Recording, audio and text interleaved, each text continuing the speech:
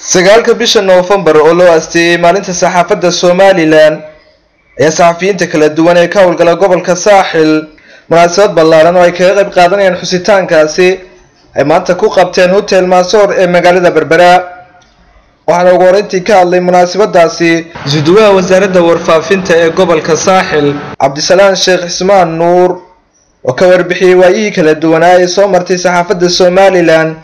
gaar ahaan gobolka Saaxil heerka ay maanta taagan tahay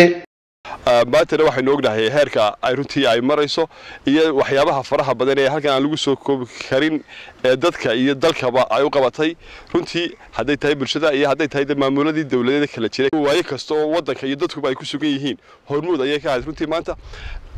waxa runtii aan adigu faraxsanahay in saxaafadda Somaliland ay gaadhay runtii heerkii loo baahnaa waayo saxaafadaha adduunka waxa la yiraahdaa saddex xun bay u taagan yihiin oo waa wargelin iyo dadka inay baraan aqoon kororsi oo dadka wax ku soo kordhiyaan iyo waliba entertainment saxaafadda sidoo kale waxa iyaguna ka hadlay munaasabadaasi qaar ka mid ah saxafiyiinta kala duwan ee ka howlgala gobolka Saaxil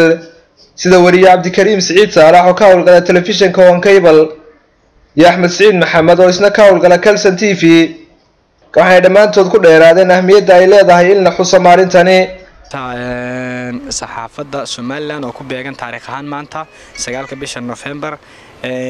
runtii waxaan leenahay saxaafadda marxalado kala duwan bay soo martay maanta waxay maraysaa meel wanaagsan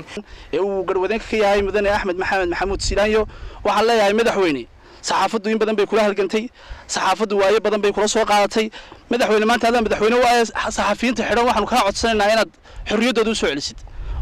Khalid Xasan Nuur telefishinka madaxa bannaan ee Bulsho TV